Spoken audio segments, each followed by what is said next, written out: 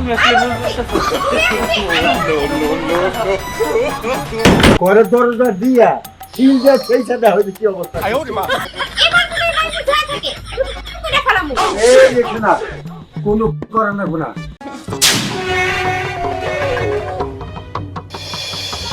কত দূর আরে দূর মানে আরো সামনে যত আমরা শুধু তোমার জন্য আসসালামু আলাইকুম চাচা আলাইকুম সালাম চাচা আপনার রাতের অবস্থা কে আর কয়ও না বাবা ওই গাড়িটা বাইপাসে গেছিলাম ফুচকা খাবার তাকে আইয়া মাইরা দিয়ে আমার অবস্থা করছে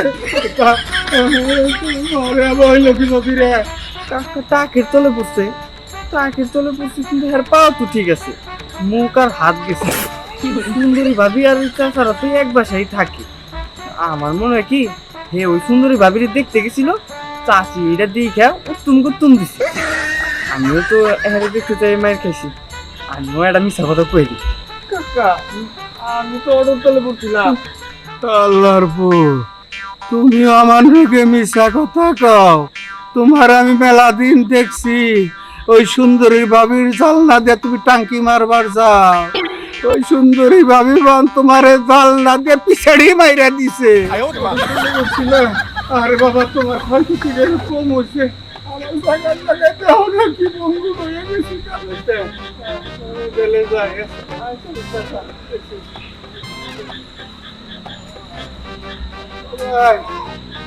Right. আমার মাথায় কিছু আচ্ছা ভাই আমার নাইলে অফিসে পড়ে যে হাত পাত ভাঙছে তা আপনার এই অবস্থা কে আমার অবস্থা ওই ট্রাক ভাঙ্গে তোমার দেশাল কামান না পেয়েছি কিন্তু এই অবস্থা হয়েছে ও বুঝতে পারছি ওই যে হাত ভাঙছে ট্রাক পড়ে দেয়া বুঝতে পারছি আমার তোমাকে বৌরা যাবা গুতাইছে তোমাকে বৌরা গুতাইছে না আমার বউ গুতাই না এলাম তাই আমি কিন্তু শুনছি সবই যে আপনি ওই সুন্দরী ভাবিরে দেখতে যাইয়া আপনার বউ আপনার উত্তম দিছে তোরা হুইনা ফেলাইছ কাকা সবই জানি আমার ইজ্জত না পালসার না কি পালসার আসলে তো আমরা ভাই একটু মিশা কোথাও কমু না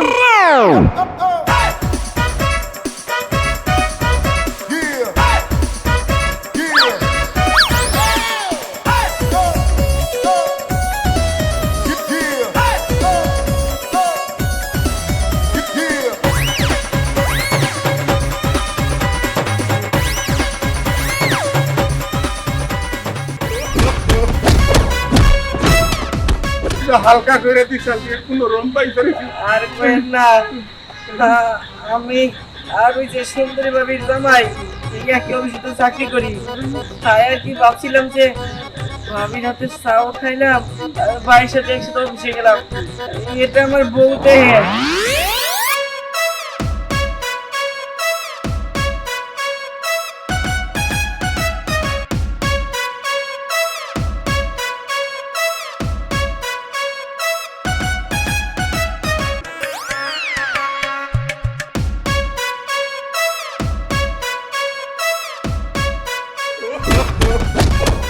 আমার চাপার জায়গা যখন কোন কথা ফাঁস হইলো আমি আর কথা লুকায় কি করবো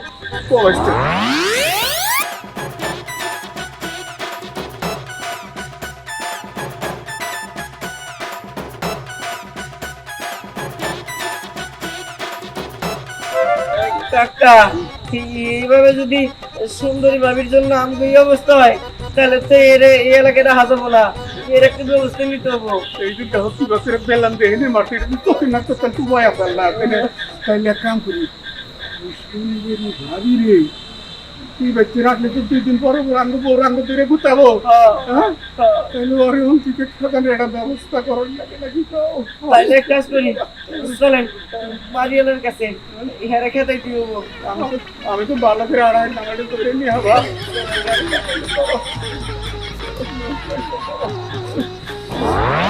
আপনি দিশা রবি আইলেন আমার সাথে যাবেন না, তাহলে আমি কি বিচার করবো এটা বলেন? শুনেন, আপনার একা বিচার করতে হবো। আমরা যদি যাই আর আমাকে বউ যদি দেখে, তাইলে মনে করেন আমরা যে খারে আছি আমরা এইভাবে খারে এইভাবে থাকতে পারবো সমাধান না। দেন যাবো না। আপনি আমার সাথে চলেন, কি কর নাকি না কর নাকি আমি কোন জন যাই, চলেন। আচ্ছা আসলে অগত কি করব, ওই সুন্দরী বাড়িটা দেখে আমারও তো বারে বারে যাওয়ার জন্য ইচ্ছা, মনটা চায়। আর ওরা দেখলি আমার বউকে হার্টবিট বাইরে উঠে, আমি তো তাওয়াল অর্গানাল যাই নাই, নয়তো আমারও এরকম করে শেষ। তো আমি না যেয়ে ভালো করছি, যাই এখন দেখি।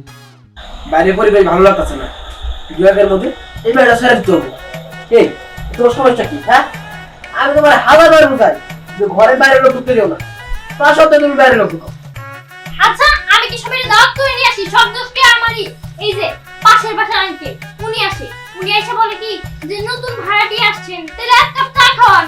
আবার ওই যে ওই কারেন্টওয়ালা আসে, কারেন্টওয়ালা বলে কি যে ভাবি আপনার বাসার কারেন্ট ঠিক করে দিই।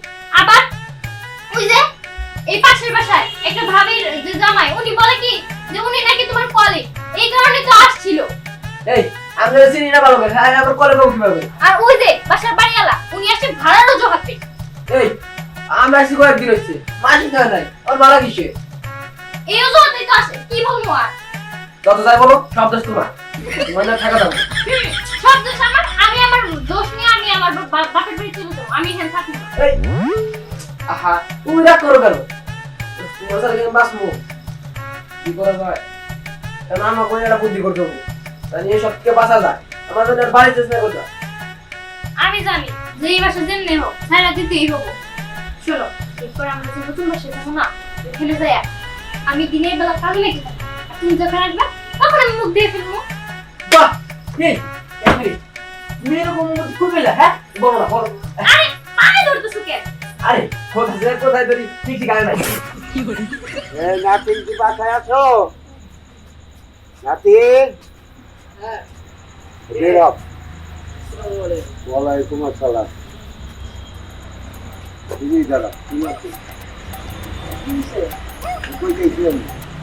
কিভাবে বলি, ওই এলাকার সব লোকের মাথা ভাত হয়েছে খালে। তোমাকে আমি অনুরোধ করে কই, আমাকে বাচ্চারা ছেড়ে দেয়, তোমরা চলে যাও। এই এলাকার সব লোকের মাথা ভাবতে মানে? আচ্ছা আমি বুঝলাম না, বিষয়টা খুলে বলেন। আমি বলতেছি, এই যে একমাত্র তোমার সন্ধির বোর কারণে ঘরের দেখবা নিয়ে এক নজর আছে, তাকে বৌরা বাচ্চা নিয়ে ঘরের দরজা দিয়া সিল দেয়, সেই সাথে হয়তো কি অবস্থা। এই ধরনের যদি ঘরে না ঘরে একটা লোক তো মারাও যাইতে পারে। আমার বাসা দিয়েছাও, আমি কোল পাবো না এই জরিমানা দিতে দিতে। আচ্ছা ঠিক আছে, আমরা বুঝতে পারছি, আমরা এই মাসের সাইকেলে পাশে ছেড়ে দেবো। আমি তোমার জোর করে বলতেছি, তোমরা এই মাসে বাসাটা ছেড়ে দিও, তাহলে আমার বড় একটা বিপদ হবো। তোমরা বাসা চলে যাও। বাসায় যাওয়ার কথা কইন না, বাসায় যাওয়ার কথা কইন না। খাওয়ানোর উপরে খাওয়ান, একবার দুবার তিনবার খাওয়ান যায়, কুতার উপরে কুতার খাওয়ান যায় না, কুতার খাওয়ান না। আচ্ছা তুমি চিন্তা করুন না, আমাদের বাসায় আমি থাকতে চাই, আমি বগুলা আমি হাতে নিয়ে ফেলে দিল, বুঝাই করে দিল যে বাড়ায় আর থাকবো না, এই টাকা চলে যাবো গা, তাই তো মিলে গেল গা, আপনারা আমার সাথে চলে। ঠিক আছে।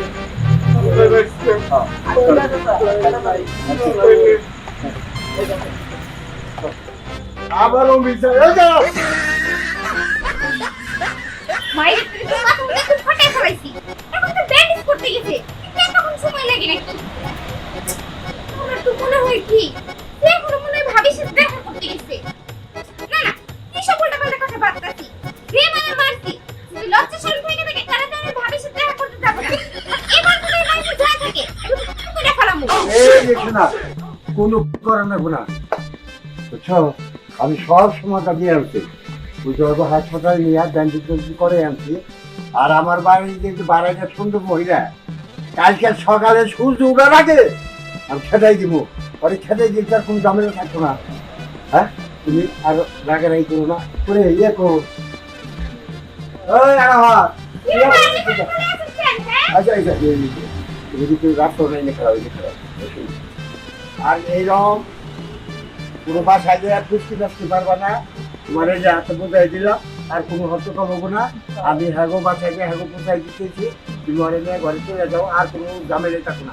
যেটা নিয়ে ঝামেলা ওই যে আমি ছেড়েই দিতেছি, আর কারো মনে সন্দেহ থাকতো না। যাও যাও যাও যাও। আপনি বললেন যে এখানে ঘরে বাহ, রেখেছি বাহ, ঠিক আছে। নাইলে তো ওর তো হাত পা ভাঙছি না ওর দেখ তোমার তো ভগবান না, তোমার বাপার কাছে বুঝাইতে আমি একটু ভয় পাই না। আর লিউ ভাই, আপনি আপনার বউর কাছে যেভাবে অনুরোধ করে ভালোভাবে ঠান্ডাটা বুঝাইয়া আপনি বুঝাই দেও, আমি আর ডরেন না। না না, আপনি আমার সাথে আসবেন।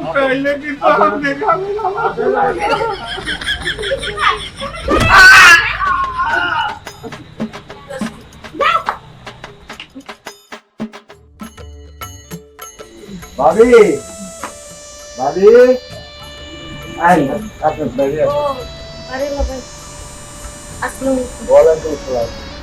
ভালো আছেন আপনি? অনুযায়ী না হ্যাঁ যেই টাইমে ঘটনা, নিজের সুন্দর একটা মেয়ে আমাকে বাঁকা বাড়া দিচ্ছিলাম না, হ্যাঁ এই জন্য একটু সন্দেহ করলে ওভারে মারছিলাম যে। তো মারুম না ওরা লাগে তো ফুসুর ফুসুর বুঝির মধ্যে আমি একটা জিনিস বুঝতেছি না, এত সুন্দর চেহারা আপনি, তো এই লোকটা দেবো বাসা কি লোককে দেয় চরিত্র কুকুরের অনুসারে। হ্যাঁ হ্যাঁ চল তো আরে আপনি আমার সৌন্দর্যটা দেখলেন, আরে বুইরা খবিসটা আমার সৌন্দর্যটা দেখে না ভাবি লেবু বাড়ি উপরে আগে অত্যাচার করেন না, যত হয়েছে আমি ফেসবুক করে নিয়ে এসেছি। আর যেটা নিয়ে আমাদের ঝামেলা, এর মাথা গেলাম খেতে দিতে খেলা দিচ্ছেন দিমু। খেতে দিবেন আরে যাইরা একটু মারিয়ে মে হাতে হাত কোন দেই এই যে এই জাউরাটা হ্যাঁ মুখ বড় দাড়ি মোছ আসলো, এই দাড়ি মোছ কাইটা ফলাইছে, 5 ওয়াক্ত নামাজ পড়তো, নামাজ পড়া বাদ দিছে, সব ওই যে সুন্দরী ইয়াটা আছে ছেলেটা আছে না, ওই ছেলেটা খালি টাঙ্কি মারতো বুঝছেন, এই টাঙ্কি মারার কারণে নামাজ দাড়ি ধরে সব বাদ দিছে। আপনি কর এটা মারনা মানে কি বল দেখালে বিম দেব আচ্ছা থাকে যে এই রাজার মারা যদি করে কাম না, কাল সকালে সূর্য ওঠার আগে আমি অলরেডি দিচ্ছি, ওরা আমাকে বাসা ছেড়ে চলে যাবো গা। আর এই যে বুড়া বয়সে যদি একটা অ্যাক্সিডেন্ট হয়ে যায়, দেখ জোসাই এই মালিকের পড়বো, কারণ আমি টাকা বাড়া দিচ্ছি না, আমি সমস্যা করতে চাই না। আপনার এই থাকে না, ভালো বাড়াইছে ওরা বিদায় দিয়ে দেবে। একেবারে কাম করছেন, ভালো হয়েছে। ওই বাড়িতে গেলে তো আমি তার আমার সন্দেহ করবো না, দেখেন আগের মতো আমার জামাই নামাজ পড়বো, কি করবো না দেখছেন তাহলে এই বাজে আমার চলে যায়, আচ্ছা। আর উপরে আর অত্যাচার করেন না। ওই নজর তোর বাড়িতে বুঝাই দিয়ে আই সব।